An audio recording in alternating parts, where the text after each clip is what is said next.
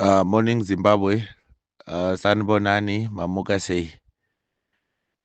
Tiri kufara kusangana mangwanani ano eSunday. Tanga tisina tarisiro yekuti tichauya tichipanana presentation kana kuti ma-updates. Tichiti vanhu ngavaendawo kuchechi. Then pamwe tikaona ma-inbox awanda kunhamba yenyu yerevolution. Maadmin vanozotibata voti comrade Saruwaka kune nyaya ida kuadhireswa. Chinhu chatinoda kutanga kuwirirana ndechekuti this revolution ndeye1. Chinhu chevanhu hachisi chema-individuals. This is the project of the people. Ngeyabantu i-revolution leyi.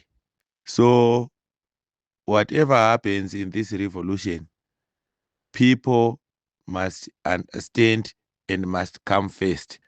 Why we try by all means to make sure that whatever we are doing, we make sure that transparency is respected.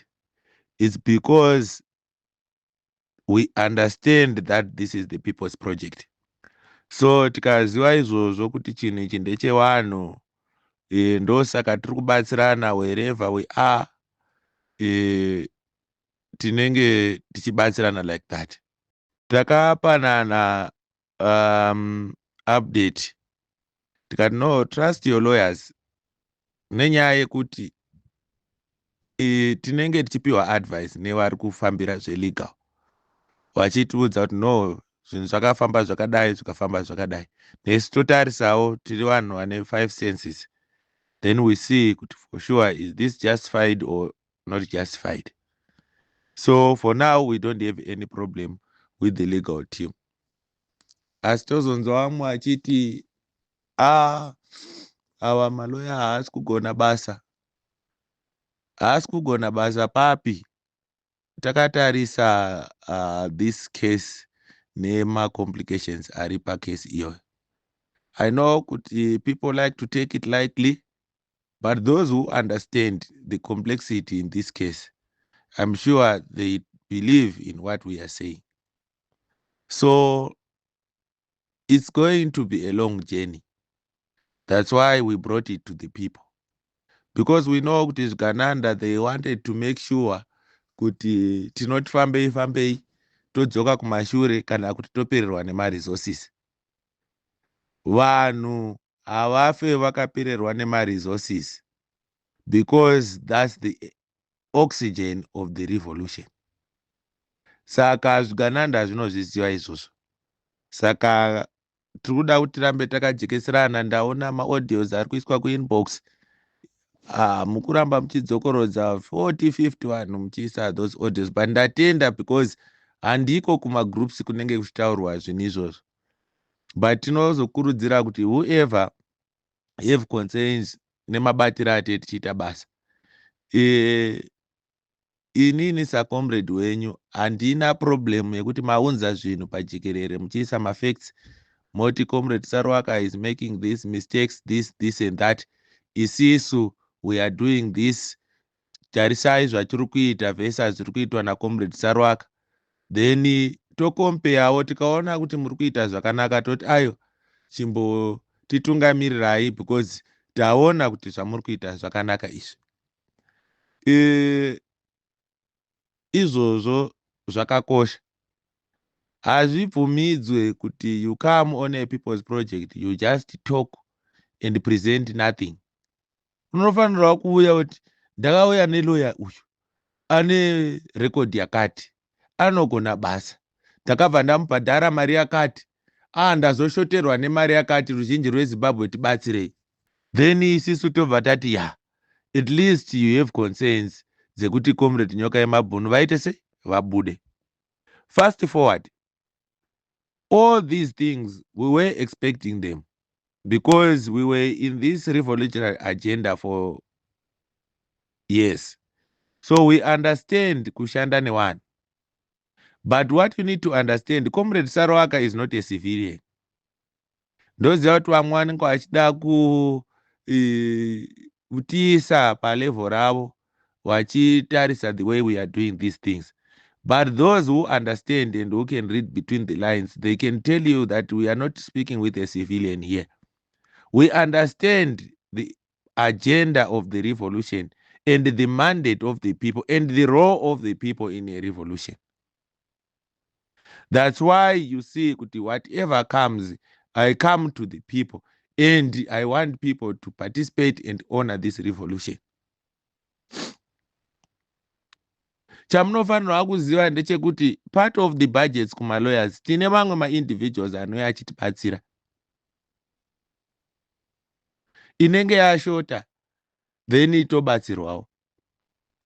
The last run razotsitsa malawyer kujudgment, we forked the 30,000 rands. Isisu as a revolution panapa, we paid 15,000. But some well-wishers, they paid another 15,000. Havadi kuzikanwa. Mari ikakwana 30,000 tikaenda kumberi. So, ndo zvinoitika kana tiri parevolution. Then tikaita fundraising towards the bail, which we collected about mari yedu total about 6,400.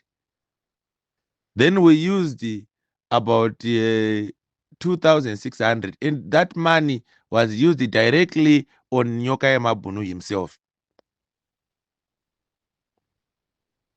The rest, yes, yamakaisa kuZimbabwe, hatisati any request of that money, is still safe. The other one, iri in hold of the admins, I think it's about 2,000 rands. Hatina kuibata mariyo. Yanga yakabatwa na Comrade Saruwaka iri kuaccount ndo yatakashandisa. Saka havana mari yavachiri nayo Comrade Saruwaka yamunoti mukavaona vakabata zvavakabata moti vari kudya mari yerevolution. All the money yese is in the hands of the admin izvezvi. Chinoita maadmin kana vakushandisa mari iyo, they tell us. KuZimbabwe kana vaine zvavaita vanotaura kuti taitawo izvi. Toti alright zvakanaka. Asi they communicate kumaadmins ikoko havauyi vachitaura naComrade Saruwaka. Saka ndoziva kuti vanenge vachipopota, they don't understand how we are working. The reason why we don't do these things I don't do these things as an individual, inyaya yekuti pawe ne-accountability, ne-transparency in this way of doing things. What you need to know, when Comrade Nyoka Mabunu was running his channels, I was not even aware nezvema channels, but ndakatodzidza later ndakupiwa nyaya kuti alright, ime chii chakaitika, makasungirwei, makasungwa sei, this and that, because kana uchipiwa a mandate you need to have a background. Ndo pandakatanga kuita follow up ndichiratidzwa ndichipiwa information iri correct nevanga vachitipa ivo vacho, tichivaona vachitiudza the background. Ndo zvakaita kuti zvisatitambudze kuuya kuzoenderera mberi kushanda nemi nenyaya yekuti we got the correct information from the correct people. Asi what you know ndezvekuti system kana ichioperator inoita duplication of masystems anenge ari working. Saka Comrade Nyoka Mabunu channel was the biggest muZimbabwe. Yakacreaterwawo mamwe machannels around who were working as friends of Nyoka Mabunu.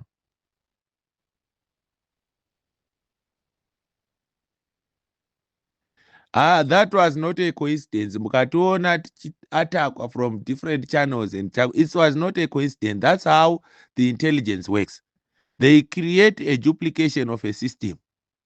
Vanozoishandisa kana vakwanisa kuuraya the main system, vanongoti munochemeiko main system yafa, ingavana ava vaishanda naComrade Nyoka Mabunu zvakanaka, ngatifambei tiende kumberi nawo. Mafamba moenda kumberi ikoko, maakushandisirwa anonzi political narratives anenge achipusha an agenda. Saka hasha dzamunonzwa dzichiitwa kuma-channels, kuma-groups against Comrade Saruwaka is because they don't know where Comrade Saruwaka came from. Number one. After vareceiva mari dzezvikananda, wobva vachiti I think izvezvi game redu rabuda, taakuenda kunodonhedza main channel. They accessed the phone yaComrade Nyoka Mabunu in custody, vakamuvhurisa password, vakabvisa channel. zvakaitika izvozvo. Zvaita izvozvo, then the next move was the Friends of Nyoka Yemabhunu channels kuti dzichipushe the narratives because they were captured already by zvigananda. Isisu ndo zvinhu zvatinoona pamweya izvozvo. That's why we recommended kuti pavhurwe another channel from zero. Vanhu voti muri kuvhura channel kubva pazero ichazoita kana 15,000 here, trust the processes. Whether ikaita 5, we must do the right thing. Instead of using machannels evanhu vatisingatrust, zvinonotipa maproblems because we will be using their narratives. Hatichawani the truth in this matter. So zvinopa hasha izvozvo kuti makazouya mukazara this channel. What we made sure is the friends vamwe vacho, we made sure they remains admins since vanga vari maadmins ku the other bigger channel. We didn't disappoint ipapo. But chatakaramba is to have access of the highest administrator. Vanongofungidzira kuti anenge ninga akavhura, anenge ninga akavhura. Saka chavasingazokwanisi kudonhedza this channel. Chavanokwanisa chete kutongotaurawo vachiedza kudiscredita the processes, but they don't have the capacity of taking this channel down. Pakanyangirwa yavona ipapo. Like we have told you, kuti people they think kuti kana vari kutaura na Comrade Saruwaka they are speaking to a civilian. I am not a civilian. That's why we are in this revolution together with other comrades. We have comrades whom we work with. We understand how we work. Pese pamunoona tichita demonstrations, tichienda kucourt, you don't even understand how those things are coordinated. There are even more powerful organizations who are working with us, who are more militant than whatever you believe. Machembera atinenge tinawo kumacourts vanagoku vaya. They understand vachitaura kuti aiwa macomrades muri kufamba makadai but muri kuita mistakes akati. Isisu panguva yechimurenga zvinhu zvaidai. I need to appreciate mostly people from Matabeleland. I know you are the most suffering mass of Zimbabwe.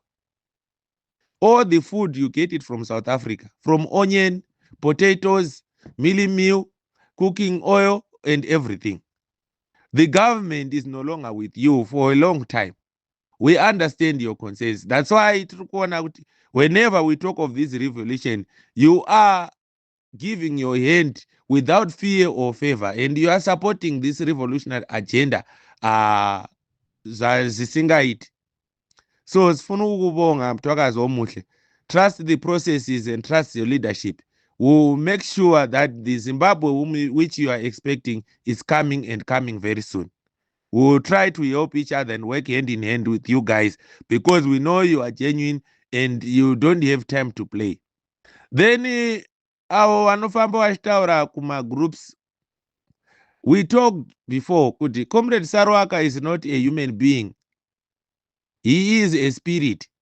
So ukataura zvaunenge wataura ikoko uchifungidzira kuti you are immune, ukasangana nezvavasangana nazvo kubva kuvanhu, usauye uchichema kwatiri. Hatina vanhu vatinenge tatuma. But you need to understand kuti a revolution belongs to people. If you send a message which is against a revolution, whoever close to you will deal with you. Saka chizotry kuwa responsible whenever you are sharing messages.